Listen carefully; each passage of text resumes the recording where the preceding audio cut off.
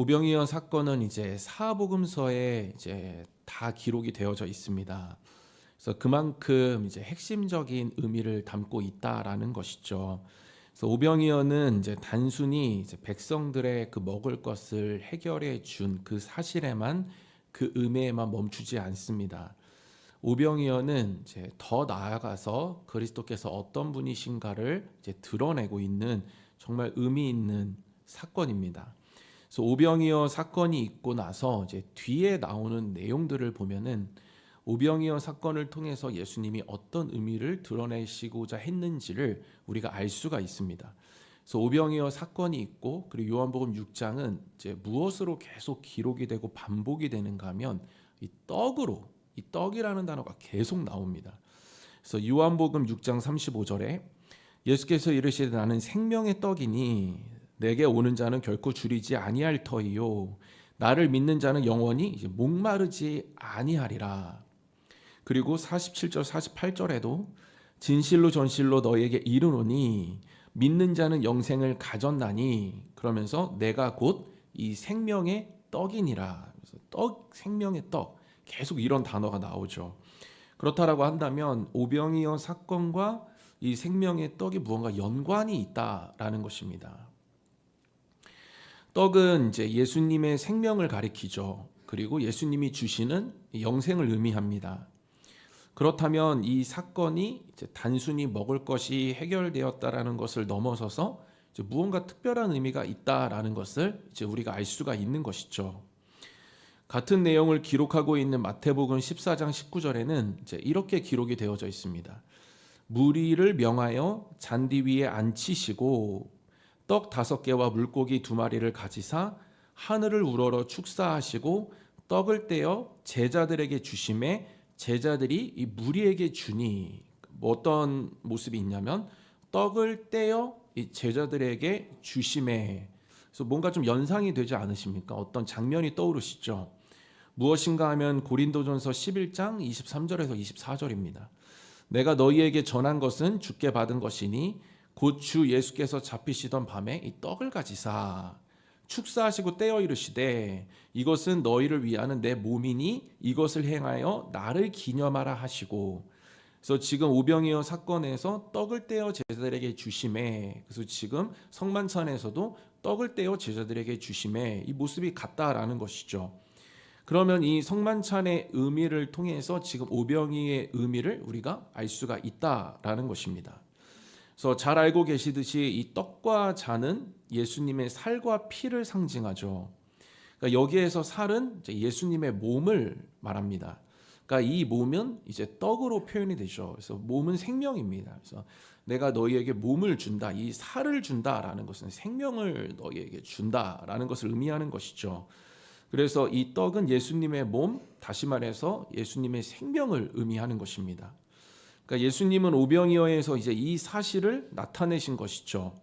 그러니까 예수님은 자신의 몸을 상징하는 그 떡을 떼어 제자들에게 그리고 백성들에게 나누어 주셨습니다. 그러니까 떡을 제자들을 통해서 백성들에게 나누어 주셨죠. 그리고 그 떡을 받은 자들은 배부름을 경험하게 됩니다. 그러니까 떡을 나누어 주시면서 드러내고자 하셨던 그러한 의미가 무엇이냐면 내가 이렇게 생명을 내어주기 위해서 믿는 자로 하여금 그 생명을 받고 영생을 주기 위해서 내가 이 땅 가운데 왔다라는 것을 지금 오병이어를 통해서 드러내고 계시는 것입니다.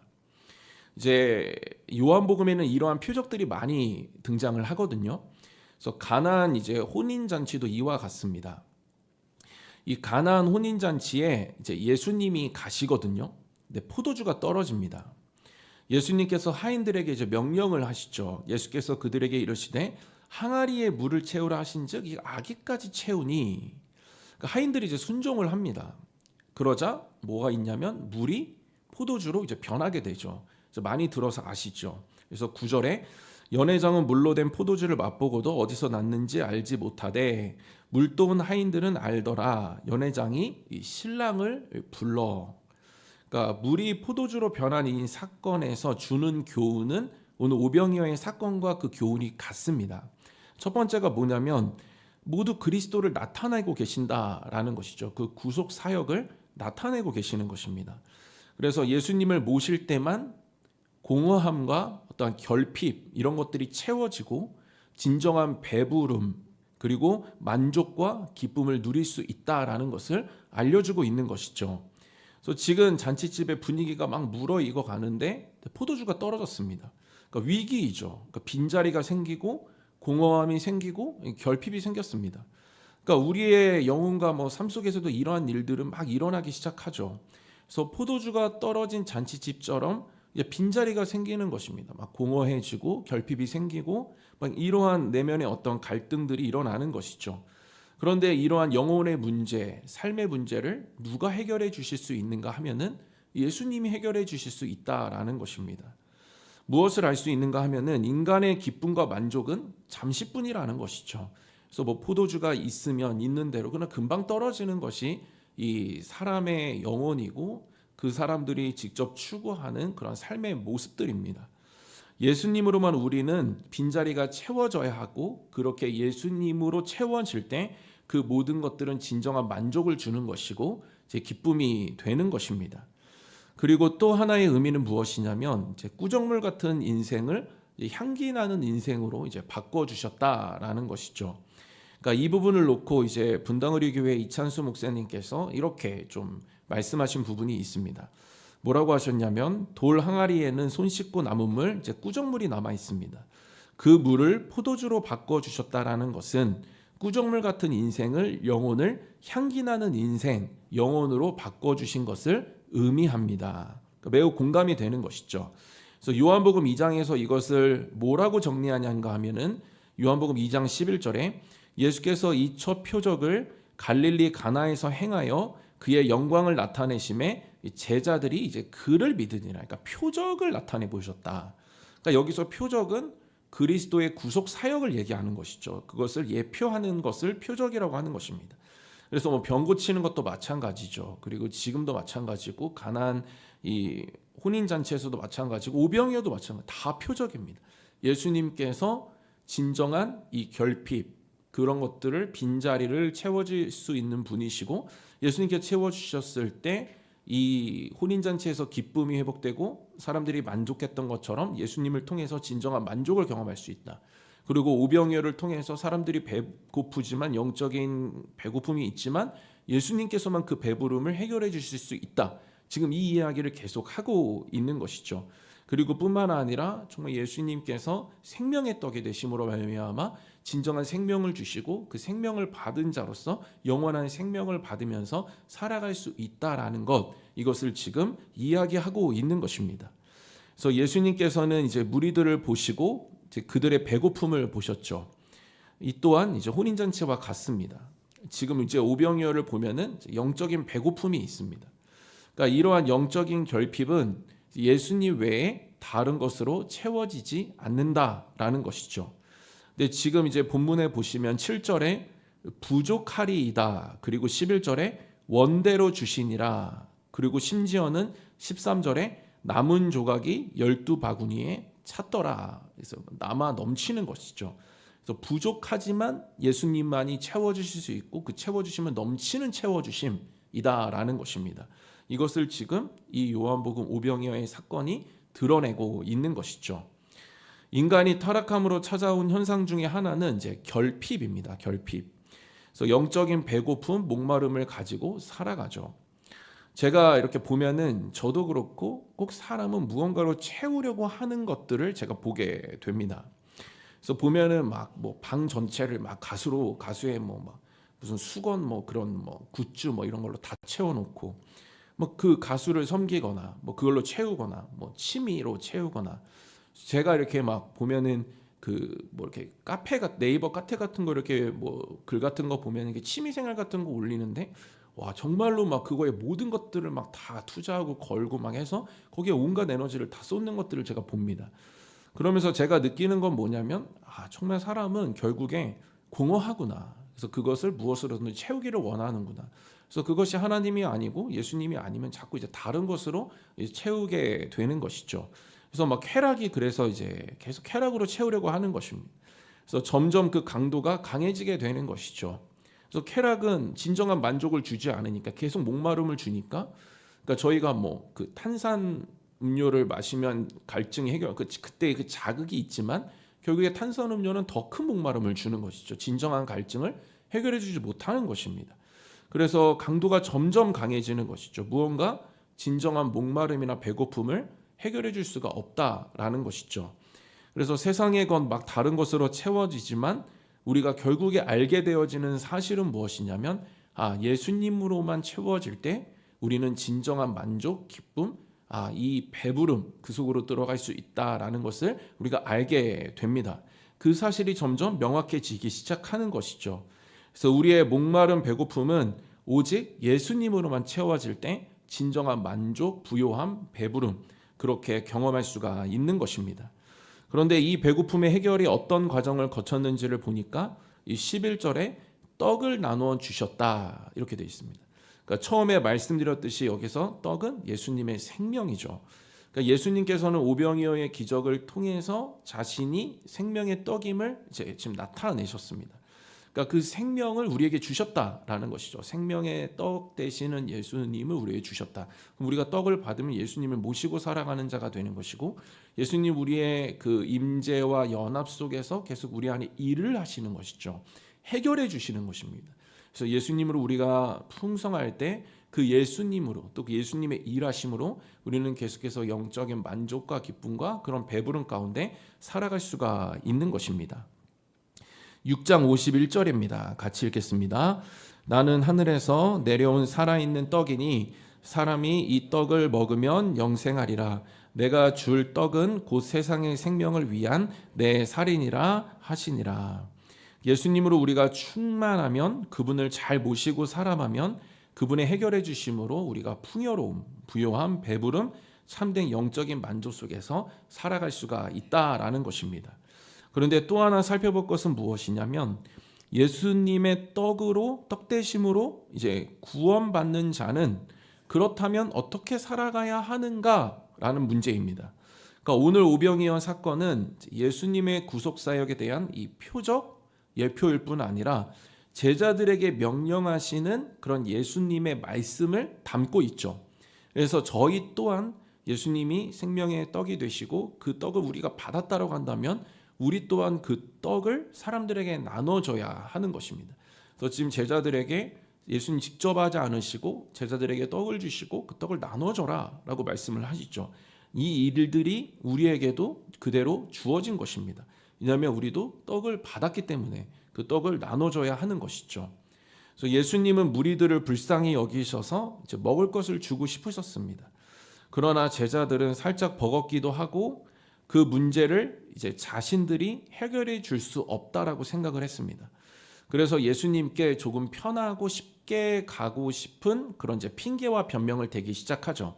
그래서 마태복음 14장에 조금 더 자세히 나와 있는데 15절 16절에 저녁에 되매 제자들이 나와 이르되 빈 곳은 이곳은 빈들이요 때도 이미 저물었으니 무리를 보내어 마을에 들어가 먹을 것을 주사 먹게 하소서. 사 먹게 하소서. 예수께서 이르시되 갈 것 없다 너희가 이 먹을 것을 주라. 그래서 지금 이제 자신들의 손에서 벗어나게 하고 싶은 것이죠. 그래서 마을에 들어가서 각자 해결하고 다시 오게 했으면 좋겠습니다 라는 이야기를 이제 하고 있는 것입니다. 그러나 예수님께서는 이제 그렇게 하지 말고 너희들이 이 일을 해결해 줘라라고 말씀을 하고 계시는 것이죠. 그래서 지금 보면은 이제 빈들입니다. 빈들. 그러니까 인간의 눈으로 보면 이제 보이는 게 없다라는 것이죠. 그래서 당연한 결정을 한 것입니다. 제자들의 입장에서 보면은 당연한 결정을 한 거예요. 그러니까 저희도 그냥 보이는 대로 판단합니다. 그래서 뭐 믿음 생활을 한다라고 하지만 우리의 삶의 어떤 위기 속에서 그냥 보이는 대로 우리는 판단을 합니다. 그건 당연한 것이죠. 그래서 믿음의 눈을 좀 들어서 그 문제를 해결하시고 문제 너머에 계시고 모든 것들을 주관하신 하나님을 보면 너무나도 좋지만 우리는 대부분 그냥 보이는 대로 그냥 빈들이면 빈들인 대로 그냥 판단하고 그 어떤 생각들을 가지고 이렇게 말을 하게 되죠. 제자들은 이제 먹을 것을 마을에 가서 사 먹게 하고 다시 돌아오게 하자. 그러자 예수님은 너희가 먹을 것을 주라. 그러니까 내가 보이는 것은 빈들인데 예수님은 제자들에게 너희가 할 수 있다라고 말씀을 하시는 것이죠. 상식적으로 잘 이해가 되지 않습니다. 그러니까 빈들인데 아무것도 없는데 5천 명이나 되는 사람들을 먹일 수가 있다. 그리고 우리가 할 수 있다고? 상식적으로 이해가 되지 않는 것이죠. 이제 좀 더 자세한 표현이 오늘 본문에 기록이 되어져 있습니다. 그래서 본문 7절에 빌립이 이렇게 이야기를 하죠. 빌립이 대답하되 각 사람으로 조금씩 받게 할지라도 200데나리온의 떡이 부족하리이다. 현실을 얘기합니다. 그러니까 실제적인 문제를 이야기하죠. 근데 예수님은 그럴 것이 없다. 너희가 줄 수 있다. 해결해 줄 수 있다. 계속 말씀을 하시죠.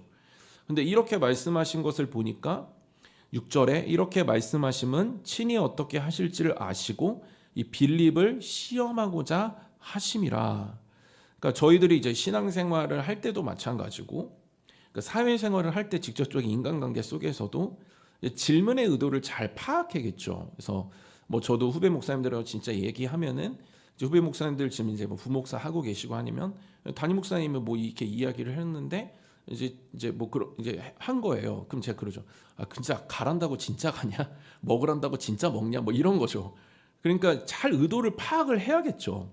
그래서 질문에 대한 의도를 잘 파악해야지만 그것이 진정한 성숙이 되겠죠. 예수님께서 물으신 것은 몰라서 하신 것이 아니라 테스트하신 것입니다. 그러니까 뭐 진짜로 몰라가지고 물어보신 게 아니라는 거죠.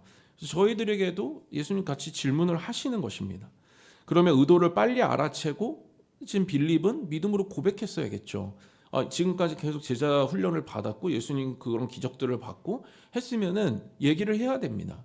그래서 예수님 이 문제를 해결해 주실 수 있으신 분이십니다. 주님이 해주십시오. 라고 믿음을 표현했어야겠죠. 그런데 지금 그냥 현실을 이야기합니다. 200데나리온은 이제 큰 금액이죠. 그래서 한 데나리온이 이제 하루 품삯에 해당하는 돈입니다. 그래서 5천 명이 겨우 욕이라도 하려면 200일 동안 일한 그래서 3분의 1, 1년에 3분의 1을 일한 그런 비용이 필요하다라는 거예요. 굉장히 큰 금액이 필요한데 그것도 모자르다라는 것이죠. 근데 실제적인 돈도 필요하고 그렇지만 그것도 완전히 해결해 주지 못합니다. 그러니까 주님 외에 다른 것을 어떻게든 막 해결해 보려고 하지만 계산해 보고 하지만 결국엔 그것들이 주님 외에 다른 것들이 근본적인 문제를 해결해 줄 수 없다라는 것을 알려주고 있는 것이죠. 그래서 저희들도 빨리 막 계산하고 뭐 맨날 뭐 그러고 있는 것이 아니라 정말 우리가 어떤 문제나 위기에 여러 가지 것들이 부딪혔을 때 또 주님의 일을 막 감당하면서 막 나아가는데 여러 가지 막 막힌 것들이 있을 때 우리가 막 계산하고 어떻게 하고 뭐 이렇게 하기보다는 현실을 또 이야기하고 하기보다는 그냥 빨리 주님께 그것들을 이제 맡겨드려야 하는 것이죠. 주님을 의지해야 되는 것입니다. 그래서 주님을 의지하고 주님께 맡겨드려 주님 하실 수 있습니다 라고 했을 때 주님이 누구를 통해서 일하시냐면 이제 나를 통해서 일하시기 시작하는 것이죠. 예수님께서 저희들에게도 질문을 하십니다. 뭐 저 사람이 불쌍하지 않냐, 아니면 뭐 교회의 섬김이 필요하지 않냐, 가정에 어떤 사람을 위해서 기도해야 되지 않냐 질문하시죠. 질문을 하시는 게 진짜 몰라서 하신 질문이 아니라 하라는 것입니다. 믿음을 고백하라는 것이죠. 예수님 하실 수 있습니다. 고백하라는 것입니다. 그러니까 주님이 원하시는 것이 있는 것이죠. 진짜 성숙이 뭐냐면 그 사람의 의중을 점점 파악하는 것입니다. 그래서 그 사람이 진짜 원하는 것을 알아차리는 것, 이것이 점점 성숙해져가는 증거가 되는 것이죠. 그래서 우리가 믿음으로 또 성숙해진다, 뭐 영적으로 성숙해졌다, 간다라는 것은 예수님의 의도를 빨리 파악하는 것입니다. 그래서 예수님께서 말씀하여 주시고 기도할 때 양심에 뭔가 찔림을 주시고 부담감을 주시고 막 했을 때 그것을 가지고 이 지금 예수님 뭔가 원하시는구나 라고 했을 때 근데 제 현실을 보면은 할 수 없는 것들 투성이죠. 그러나 그것까지도 우리가 그러니까 너희가 주라. 그런데 나중에 떡을 떼어 제자들에게 주고 제자들이 백성들에게 주고 그래서 주면은 예수님께 맡겨드리고 예수님 질문의 반응이 성숙해 나는 할 수 없지만 예수님은 할 수 있습니다. 그럼 예수님이 누구를 통해서 하시냐면 그렇게 맡겨드리고 의지한 나를 통해서 그 일들을 이제 행하시기 시작하는 것입니다. 그러나 우리는 주로 현실을 얘기하죠. 예수님은 이제 나를 거쳐서 너희가 주라 이렇게 얘기하시죠. 마태복음 14장 18절에 이르시되 그것을 내게 가져오라 하시고 예수님 뭐라고 하시냐면 가져오면 내가 다시 너희들을 통해서 일할게 라고 지금 말씀하고 계시는 것이죠. 제자들은 떡 5개와 이제 물고기 2마리를 가져갑니다. 그러면서 또 확신 없는 말을 하죠. 주님이 가져오라고 했으면 주님이 가져오라서 뭔가 좀 뭔가 좀 자신이 있으시구나, 뭐 그렇게 생각을 해가지고 그냥 맡겨드리면 되고 가져가면 되는데, 본문 구절에 그것이 이 많은 사람에게 얼마나 되겠사옵나이까 하면서 또 막 염려를 하는 것입니다. 그러나 예수님은 5천 명이 먹고도 남는 정도의 양으로 배고픔을 해결해 주시죠. 백성들의 배고픔을 해결해 주시는 것입니다. 그런데 마태복음 14장의 순서를 보면은 예수께서 떡 5개와 물고기 2마리를 가지사 하늘을 우러러 축사하시고 떡을 떼어 제자들에게 주어 사람들에게 나누어 주게 하시고 또 물고기 2마리도 모든 사람에게 나누심에, 이렇게 되어 있습니다. 그러니까 떡을 떼어 제자들에게 주어 사람들에게 나누어 주게 하시고, 이렇게 있습니다. 직접 하시는 게 아니라 제자들에게 나누어 주라라고 말씀을 하고 계시는 것이죠. 그러니까 순서를 정리하면 떡 5덩이와 물고기 2마리를 가져다 드리면 예수님께서 그것을 가지고 직접 하시는 것이 아니라 나를 통해서 그것을 나누어 주게 하시는 것입니다. 그러니까 떡은 예수님의 생명, 그 생명을 나를 통해서 전하고자 하신다라는 것이죠. 그래서 하나님의 구원 계획은 누구에게 있냐면 나를 통해서. 그래서 먼저 우리를 구원하시고 떡을 주시고, 그 떡을 주셨으면 그 떡을 받은 자로서 살아났으면 그 살아남을 가지고 전파하며 살아갈 수 있도록, 그래서 내가 가진 것을 나누어 줄 수 있도록, 나에게 주신 것을 줄 수 있도록 그렇게 저와 여러분들을 부르셨고 그렇게 사용하신다라는 것입니다. 그런데 본문을 보면은 용기와 힘이 되는 것은 뭐냐면 오병이어 사건은 무에서 유를 창조한 것이 아니라는 것이죠. 보면은 작은 것을 사용하셔서 어떻게 되냐면 진정한 배부름을 주십니다. 그러니까 작은 것을 사용하시는 거예요. 그러니까 우리가 가져간 보잘것 없는 것으로 일하신다라는 것을 우리에게 알려주시는 것입니다. 그래서 지금 막 빈들에서 뭔가 아무것도 없는 상태에서 나타난 것이 아니라 작은 재료가 있습니다. 그것을 가지고 사용하시는 것이죠. 그냥 아무것도 없이 일하신 것이 아니라 그들이 가져간 연약하고 작은 것, 보잘것 없는 것으로 오병이어의 기적을 베푸신 것입니다. 그러니까 무엇을 알 수 있냐면 나만 보면, 내가 가진 은사만 보면 이제 부족함 투성이죠. 그러나 그런 부족함을 가져가면 주님께서 나를 통해서 이제 풍성함으로 바꿔주시는 것입니다. 그래서 나눠주게 하시는 것이죠. 그러니까 진정한 배부름을 주님이 나를 통해 주시는 것입니다. 근데 나는 할 수 없죠. 자신감도 없고 바쁘고 분주하고 나밖에 모르고 내 삶 하나 영위하기가 너무나도 힘듭니다. 뭐 말주변도 없고 담대함도 없고 자신감도 없습니다. 그러나 그런 거, 그냥 작은 거, 그냥 이렇게 떡 5개, 물고기 2개 그냥 가지고 내 안에 그냥 작은 거, 그 자꾸 연약한 것까지도 가지고 가면 예수님께서 그 맡겨드림을 통해서, 그 통과를 통해서 예수님은 다시 나를 통해서 진정한 풍성함으로 그것을 바꿔주시고 나를 통해 주님이 일하시는 놀라운 오병이어의 증거들을 나타내 보여주기 시작하신다라는 사실입니다. 성경에도 그러한 사람들이 많이 나타나죠. 그래서 모세는 살인자, 도망자였습니다. 그러니까 작고 보잘것이 없었죠. 그러나 그는 하나님을 늘 거칩니다. 그러자 그를 통해 출애굽하는 놀라운 오병이어의 역사들이 나타나죠. 그러니까 바울도 스스로를 죄인 중에 괴수다, 뭐 만삭되지 못하여 난자다라고 하면서 자꾸 초라한 존재다라고 하면서 자신을 이야기합니다. 그러나 그는 그리스도로 충만해졌죠. 그러자 모든 것이 해결됩니다. 그러자 그가 그 떡을 받고 그 생명의 떡을 받자 그 안에 생명력이 생기게 되어졌고 자신은 막 였고 연약하지만 그 그리스도께서 그 안에 일하심으로 말미암아 그를 통해 엄청난 풍성한 오병이어의 기적들을 계속해서 그의 삶을 통해, 또 그 말씀을 보는 지금까지도 저희들에게 그 오병이어의 기적을 그 말씀을 통해 계속해서 우리에게 흘려보내주고 계시는 것입니다. 말씀을 마무리하겠습니다. 많은 사람들이 무엇으로 채워야 하는지도 모르고 그냥 이것저것 담으려고 정신이 없고 그렇게 살아갑니다. 그래서 배고프고 매우 공허하죠. 그러니까 이 배고픔은 진정한 생명 되시는 예수님, 생명의 떡으로 해결이 된다라는 것을 오늘 본문은 말씀해 주고 있습니다. 그래서 예수님께서 진정한 생명 되시고 그 생명 되시는 예수님을 우리가 모실 때 우리는 진정한 배부름을 경험할 수가 있는 것이죠. 그리고 이 일을 위해서 우리가 부르심을 받았습니다. 우리가 살아났다, 우리가 떡을 받았다고 한다면 자연스럽게 우리는 그 떡을 나눠줘야 하는 것이죠. 그러나 재료를 예수님께서 준비해 놓으시겠다라고 말씀을 하십니다. 그래서 우리가 가져가면, 우리가 정말 작고 보잘것없는 것 가져가면 그것을 예수님께서는 다시 오병의 기적 풍성함으로 바꾸시고, 그래서 그것을 나눠주게 하셔서 그 나눠준 모든 곳에 하나님의 놀라운 오병의 역사로 계속해서 갚아주시고 배부르게 하시고 놀라운 일들을 펼쳐 보여 주시는 것입니다. 때로는 내가 가진 것이 고작 물고기 2마리, 떡 5개인 것처럼 보이지만 주님께 드리고 나의 모든 연약함까지도 주님께 맡겨드리고 주님 의지하고 주님 빌리처럼 대답하는 것이 아니라 주님은 하실 수 있습니다라고 믿음으로 고백하며 잠잠히 기다리고 그 주님 주신 마음에 순종하며 나아갈 때 주님께서는 우리를 통해 반드시 이 기적, 이 오병의 기적을 나타내 보여주시고 그러한 만족과 기쁨 또한 계속해서 나에게 누릴 수 있는 축복을 베풀어 주시는 것입니다.